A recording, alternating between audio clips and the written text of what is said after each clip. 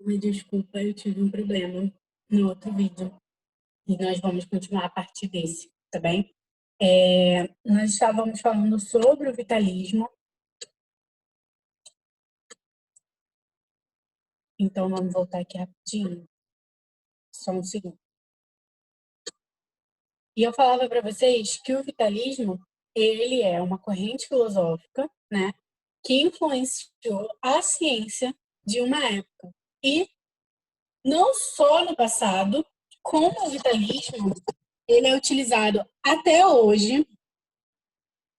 Então, o vitalismo, turma, ele é utilizado até hoje como base de tratamentos medicinais alternativos, tá bem? Medicina chinesa, tratamentos homeopáticos, porque vão tratar não só os males físicos, mas também algo que seria considerado, né, metafísico e que é tratado através de processos que essas medicinas alternativas irão fazer. Então, tratam os sintomas, como eles falam, do corpo e da alma.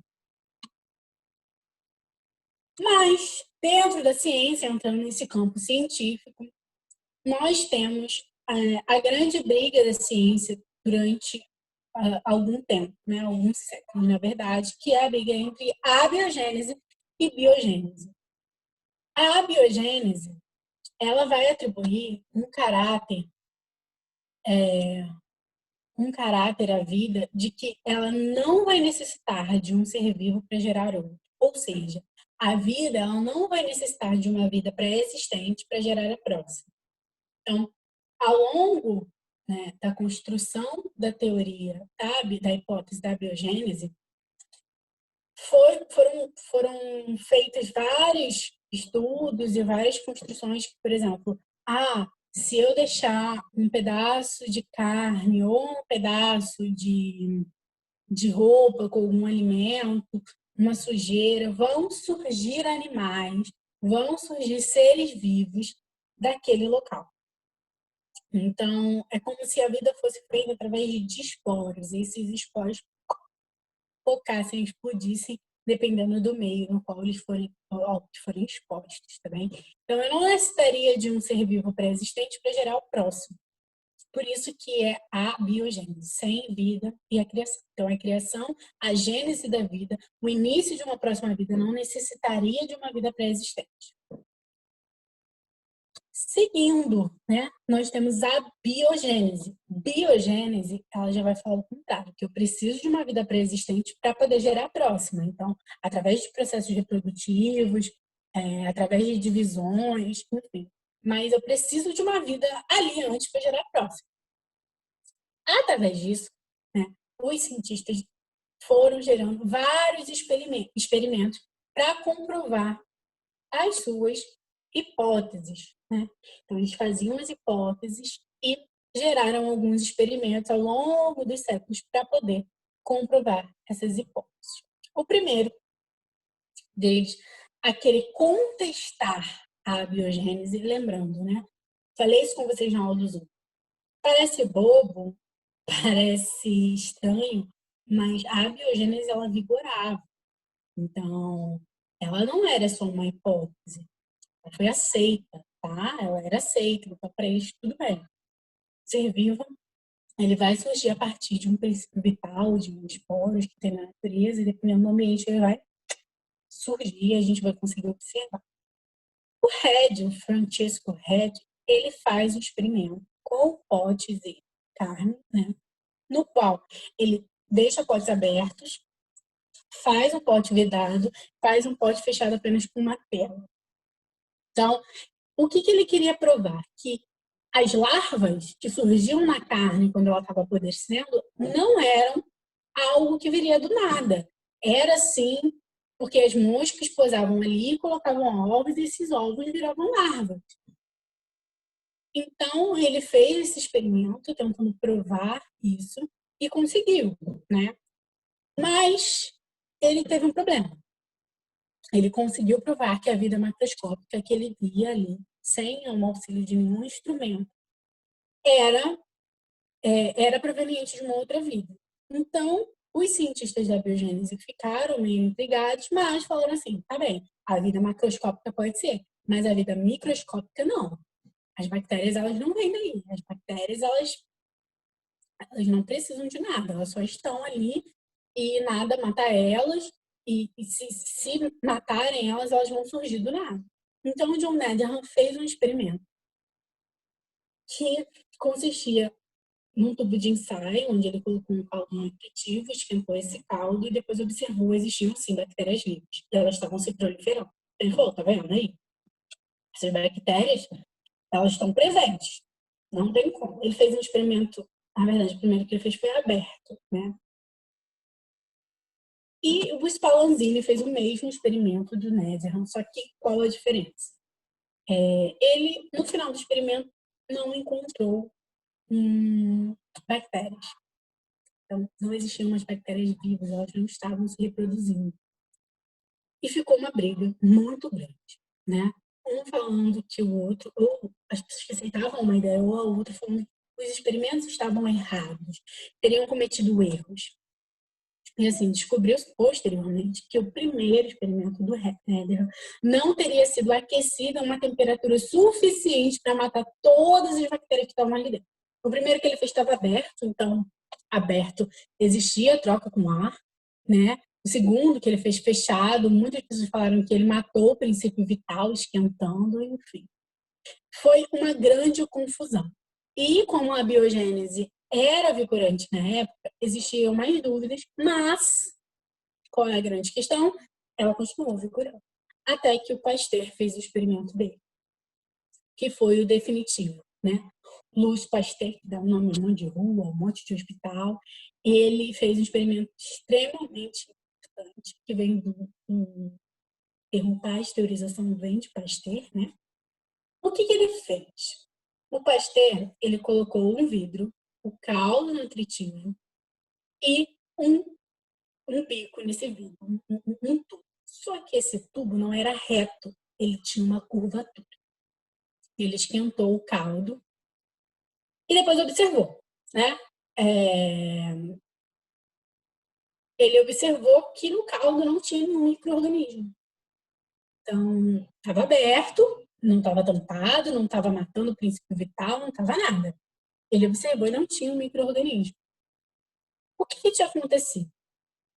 O vapor, quando sai desse caldo, ele ocupa o tubinho. E ele vai impedir que as bactérias do ar entrem no caldo nutritivo. Então, ele observou o caldo, não tinha nada, e ele foi observou a curvatura. Lá tinha algumas bactérias. E essas bactérias não conseguiam fazer essa curva para poder infectar o caldo.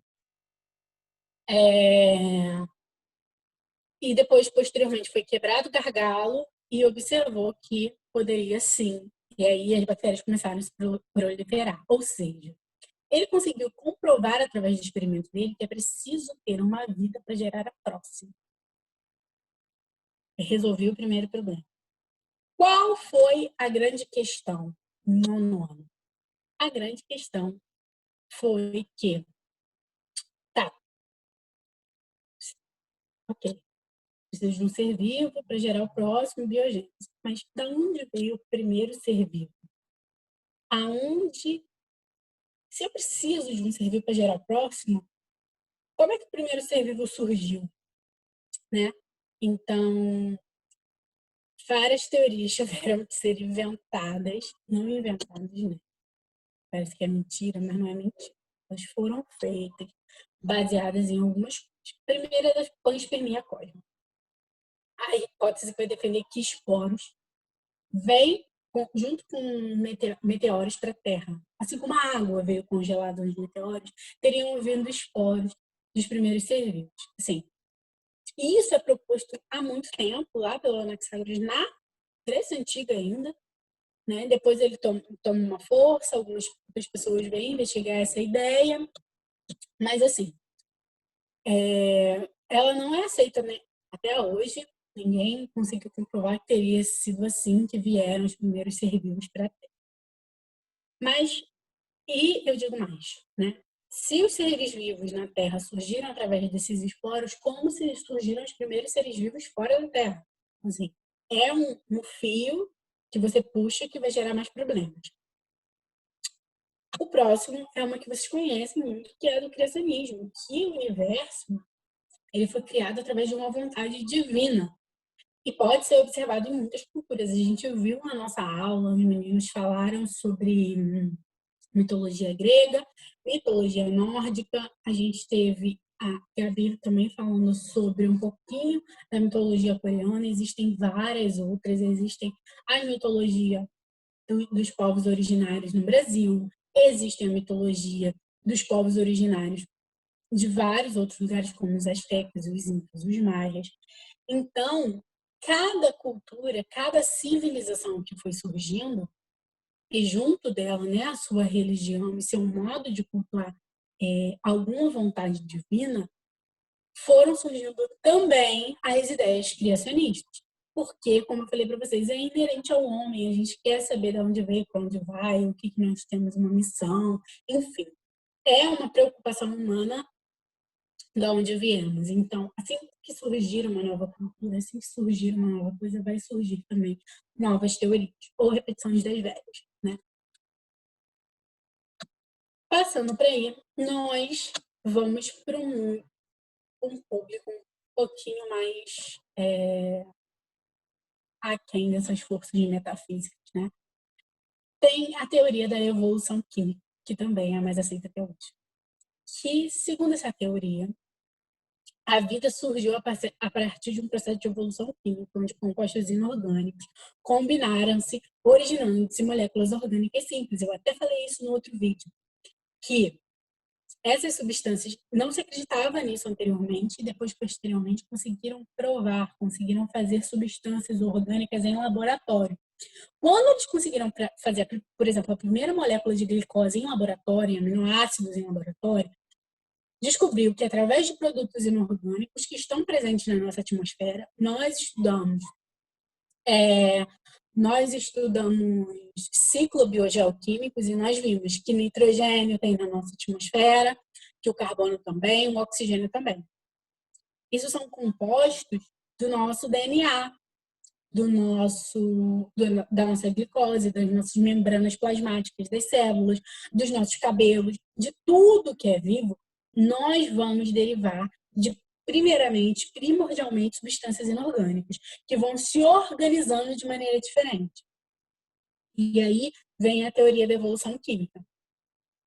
Então, através de um experimento, simulando a atmosfera primitiva, que tinha muito CH4, tinha uma quantidade grande de enxofre, de nitrogênio, alguns gases meio tóxicos, muitas descargas elétricas, vapor d'água também, foram feitos alguns procedimentos por esses três cientistas, o Oparin, o Haldane e o Miller.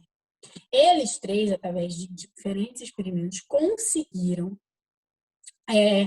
formar, através de moléculas inorgânicas, de tempestades, vapor d'água, calor, resfriamento, água fria, água quente, todos esses processos que ocorreram na atmosfera primitiva, eles conseguiram formar uma molécula orgânica. Então, ficaram se acreditando, né, de que a vida foi gerada a partir desse processo. E se a gente pensar, essa teoria faz muito sentido, né? Até porque a gente aceita ela hoje, então, claro, obviamente vai fazer muito sentido. A nossa membrana, a gente falou que a unidade básica da vida é uma célula, né? Então, uma célula é formada de quê? Ela tem uma membrana plasmática, ela tem um citoplasma, ela tem suas organelas e seu núcleo. Vamos começar de dentro para fora. No núcleo eu tenho o quê? Um DNA. Nem todas as células têm um núcleo, mas tem o DNA. O que é um DNA? É nitrogênio, hidrogênio, um pouquinho de fósforo, um pouquinho de carbono. Então, são moléculas inorgânicas que se organizaram e formaram essa molécula orgânica. Essa molécula orgânica é que dá as nossas características. Então, se eu sou branca, se o meu cabelo é cacheado, se o meu cabelo e meus olhos são castanhos, é por conta do meu DNA, é por conta da maneira que essas moléculas inorgânicas se organizaram formando o meu DNA. Vamos para um pouquinho para fora, o citoplasma. O citoplasma é uma substância aquosa de água mesmo. Então, tem água e umas outras substâncias orgânicas misturadas e dissolvidas ali, que formam o nosso citoplasma, sais minerais. A nossa membrana plasmática é um conjunto de proteínas, lipídios. E proteínas e lipídios são o quê? São nitrogênios, são fósforos, são carbonos e hidrogênios, milhões de carbonos e hidrogênios. Então, assim, a gente tem que entender que a composição da vida como a gente conhece hoje tem muito a ver com as substâncias inorgânicas que nós conhecemos, com as propriedades das substâncias inorgânicas que nós conhecemos, que estão lá na tabela periódica, bonitinha, armadinha. Hidrogênio, potássio, sódio, que são extremamente importantes para o nosso corpo. Né? Então, essa evolução química leva aos primeiros seres vivos, que seriam mais parecidos com uma bactéria, né? Sem a presença do núcleo, uma complexidade celular mais simples, uma complexidade mais simples. Mas a primeira ideia de alguma coisa parecida com os seres vivos seria um coacervado, que é moléculas orgânicas envolvidas numa membrana fina, tá? Não é um ser vivo ainda, mas é uma protovida. É uma ideia antes aí do primeiro ser vivo. O primeiro ser vivo, hipoteticamente, né? Nunca se viu o primeiro ser vivo. Não tem um fóssil do primeiro ser vivo, nem tem como. Mas ele é chamado de Luca, tá bem? Só para vocês saberem.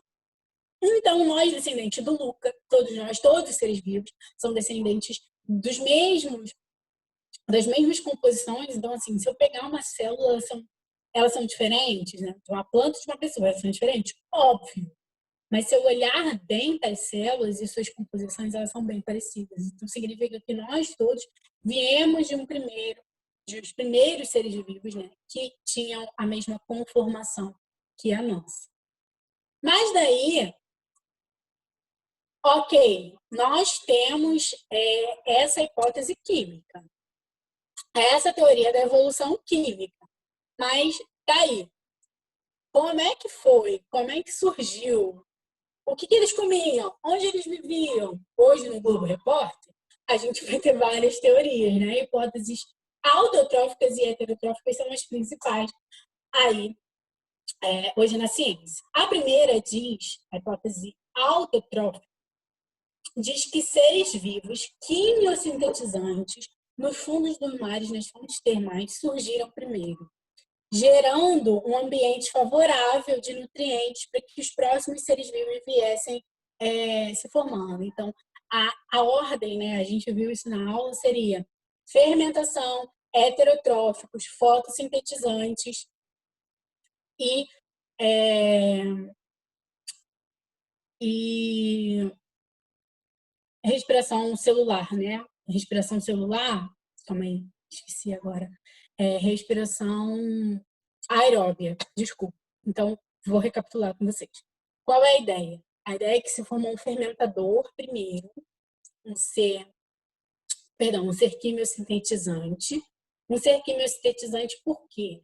Porque ele vai gerar o próprio alimento, ele não vai precisar se alimentar de nada. Então, seria primeiro um ser autotrófico quimiosintetizante, que vai usar substâncias químicas para realizar a alimentação dele. Depois surgiriam os seres heterotróficos fermentadores, tá bem? Por quê? Eles vão utilizar essas substâncias que estão disponíveis no ambiente e vão se alimentar delas, sem gerar a própria energia. Depois desses fermentadores vieram os autotróficos. Os autotróficos fotossintetizantes são que vão fazer fotossíntese. E aí, com a liberação de gás, oxigênio na atmosfera e aumento, existe o surgimento dos seres heterotróficos, que são aeróbios, não são mais fermentadores, mas eles respiram oxigênio. Até porque quando existiam esses fermentadores, não existia oxigênio disponível na atmosfera. Então, para eles era seguro, tá bem? Então, essa é a hipótese autotrófica, de que seres que geravam o próprio alimento surgiram primeiro, surgiram nas profundidades. A segunda hipótese, a heterotrófica, acredita-se que os seres heterotróficos fermentadores surgiram primeiro em mares rasos, tá? Por quê? Existia uma disponibilidade bem grande de alimento. Lembra que eu falei com vocês que através dos processos de radiação, através dos processos de raios elétricos, né, na nossa atmosfera, as substâncias químicas foram se unindo, então elas estariam, essas moléculas orgânicas, espalhadas nessa sopa primordial que é chamada. E ali teriam surgido os primeiros seres vivos. Juntando, misturando, formando a primeira célula, eles se alimentariam dessa sopa que estaria espalhada. Posteriormente, teriam surgido os seres autotróficos, os seres fotossintetizantes. Então, a ideia aqui é fermentadores fotossintetizantes, tá bem? Por quê? Foi uma mutação, uma modificação, o surgimento de pigmentos que teriam a capacidade de absorver a luz e gerar esses alimentos. Com a fotossíntese, o nível de oxigênio aumenta na atmosfera e surgem os primeiros seres aeróbios que respiram oxigênio, tá bem? Então, elas são bem parecidas, mas a única diferença é que na hipótese autotrófica, os autotróficos surgiram primeiro e na heterotrófica, os heterotróficos surgiram primeiro. Então, na primeira, né? Aqui, primeira. A hipótese autotrófica, quimiosintetizante vem primeiro, na heterotrófica, os fermentadores vêm primeiro. Turma, é isso, né? Acho que deu duas aulas bem extensas por causa do problema que a gente teve. Eu peço desculpas, mas não são matérias difíceis. São coisas que a gente já viu. Eu acho que a parte que mais embola é essa parte última, né? Hipótese autotrófica e heterotrófica. Mas calma, façam um esqueminha, que inclusive tem um livro, dê uma olhada nesse esqueminha para vocês não esquecerem. Um beijo e tchauzinho, até a próxima.